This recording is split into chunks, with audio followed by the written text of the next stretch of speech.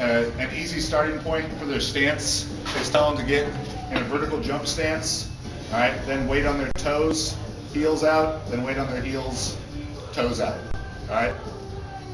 For the majority of people, this will be a comfortable stance that they can squat well out of. So it's vertical jump stance, heels out, toes out, all right? Pretty simple, sweet little dance move there. So that one's easy. Obviously, for powerlifting, you know, there's going to be more changes that happen for that. And if you get a real tall kid, you know, maybe he has to go out wider. Some kids may feel comfortable with a narrower stance than that. You know, different toe angles. Keep in mind that the straighter your feet are, the more tension is in the hip. When my squat went from 865 to 905, 865 was a stance right about here, toes kind of out. I'd say a pretty medium width stance, maybe even close for someone my size. Or when I squatted 905, it was maybe 2 inches wider with straight toes. All right, straight toes put a shitload of tension in the hip. All right, that it will make you squat more. Your hips might not survive it, but it will make you squat more. That's why, you know, I only did that maybe 3 times in training, and obviously not with 905, so it wasn't as much pressure.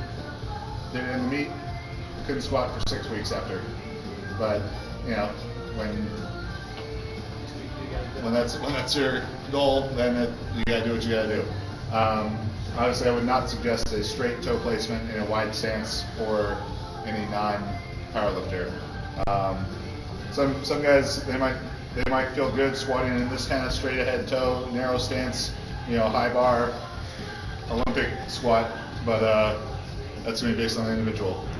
I start with the vertical jump, heels out, toes out. Hand placement, again, going to be different for everybody. The same width as your bench grip, I think is a good starting place for them. All you want to make sure that holds true is that their elbows stay pointed at their butt the whole time. You don't want your elbows to rotate forward. You don't want your elbows pointed back. All right. So I have to go a little bit wider than my bench grip. So my thumb covering the rings. And as you set up, you want to squeeze the bar and crank it down. All right. So as I'm forcing my elbows down, just keeping my chest tall. All right. As you rotate your elbows, it flexes your lats really hard. And the harder the entirety of your back is flexed, all right, the stronger base you're going to have for your squat. When you're having your athletes walk stuff out, if you are powerlifting and you're walking stuff out on your own, you should be able to get the walkout done in 3 steps, in my opinion. I step, little step with the dominant foot, big step with my off foot, all right? So now my off foot is set wherever it is, and then I just reposition the dominant foot to be set. That's the way I walked out. We'll walk out 135, that's the way I walked out 905, all right? If you're powerlifting, I think, and walking out your squats, practicing walkouts, taking heavy walkouts, maybe 2 weeks out from the meet, I would do it. I did it 4 weeks out and 2 weeks out. I think it was very helpful because confidence in powerlifting is certainly an important thing. And if you felt a heavier weight on your back than what you're going to feel in the meet, you'll feel more confident. Same kind of thing I was talking about with the board press. It won't feel as bad on your back. So 3 steps to walk it out. The upper back tightness.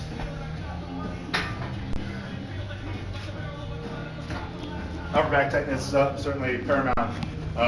Tons of squatters fall forward and they miss the squat. All right, that can be an issue of strength or of technique. All right, technique in two aspects. One, the setup. All right, as with anything, if you don't set up right, nothing is going to go right after that. All right, so it's got to be shoulder blades down and back. All right, as we were doing kind of with the retracted row, it's just like you're trying to retract and row a blue band instead of a red band. All right, so you're pulling shoulder blades down and back hard as you can, and I squat in the rack. I don't feel like comfortable doing it here, but I'm trying to push. I push the bar into the rack, and with my traps. So I'm like forcing, like digging the bar in there, and bring the bar out with your hips. Now if you're like, this is a low rack setup for me. Bar position, as far as high bar, low bar, individual preference. Say the wider your stance is, the lower your bar position is going to be. Narrower stance is a high bar position. I feel like I'm kind of medium in both. All right. If your setup and your upper back tightness is something you feel comfortable standing there with for a long time, it's not tight enough. All right. You're maybe going to have to be in that position for 10 seconds, do a max squat. All right. From the setup to the walkout to re-racking it. So get in as tight a position as possible to give yourself the best shot to make that squat. The other technical aspect in which people will miss the squat when they fall forward is that their eyes are down, their head is down, particularly as they reverse the weight. All right. So the last thing to move on the way down is your head. The first thing to move on the way up should be your head. All right. So I think about back then down. All right. Like I said yesterday, the way that the box squat is most popularly taught by Wesley with super wide stance, ass way back, vertical shin angle is not realistic for a raw lifter. But obviously you do need to keep your weight on your heels. You don't want to have your knees coming way far forward and weight through the balls of your feet. So I'm thinking about back, down, all right, back, down, all right, forcing the knees out the whole time. Big area at the top, forcing the abs out. All right, abs out, one of the most important things you can do. You should feel like you're stretching, if you're wearing a belt, you should feel like you're stretching the belt with your abs. All right, so another cue for it is that you're going to brace like you're about to get punched in the stomach. All right, so if you're about to get punched in the stomach, you're not going to pull in your abs and like, oh, everyone look at my sweet six pack. All right, it's force it out. Make your waist as wide as possible. All right, as wide as possible for that. That's why people who squat a lot, me, Robert Wilkerson, all right, other fat guys, they have huge waists. All right, so you want a big breath in, force the abs out. That is what's going to create the internal pressure that you need to be stable with a big weight on your back. All right, I'm talking about the sort of pressure, all right, abs pushing out in the belt that either makes you feel like your eyeballs are going to pop out, you're going to bleed out of your nose or ears, or you're going to poop. All right? Whichever is the weak link should happen first. All right? So one of those should feel like it's going to happen. That's the kind of pressure. I mean, red-faced, every vein, F surface. All right? So huge air in.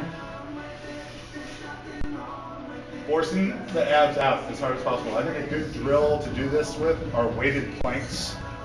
Super heavy weighted planks, like 135 on your back, 225 on your back, and only hold it for 10 seconds, because kids always come in, they're like, oh, our coach made us do like 5-minute long plank at the end of practice day. I'm like, well, that's fucking stupid.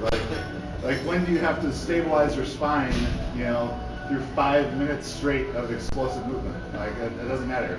So a lot of times, obviously I'm not putting 135 or 225 on their back to do a plank. Well, I'll just have them do like 10 seconds on, 5 seconds off plank. So they'll big breath in, push as hard as they can, 10 seconds. Let out the ears, kind of pressure. Then they drop down, relax for 5 seconds, and right into it again, trying to create as much intra-abdominal pressure as possible, pushing the abs out.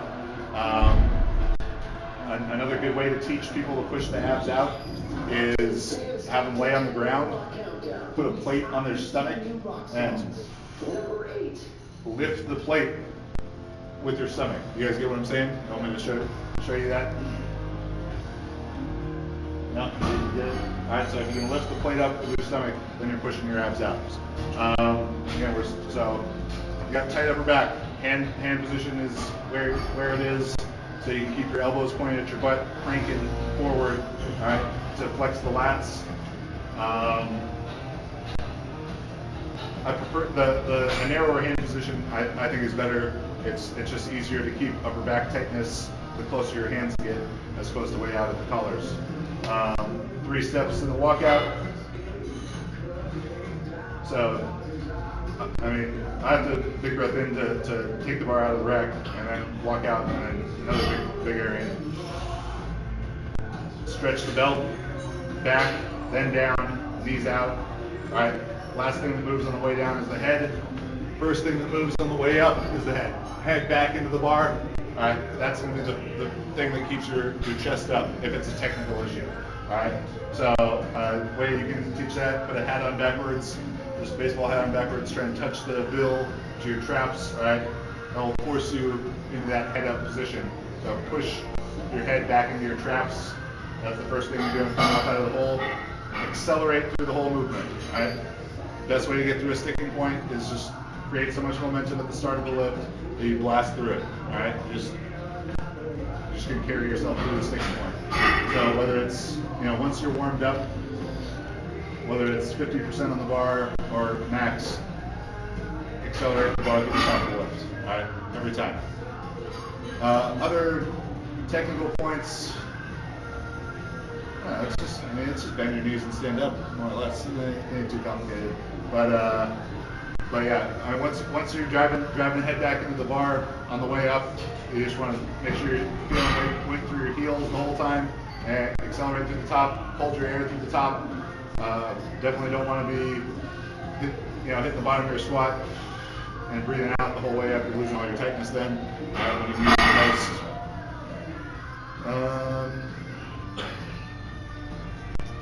Questions on the squat?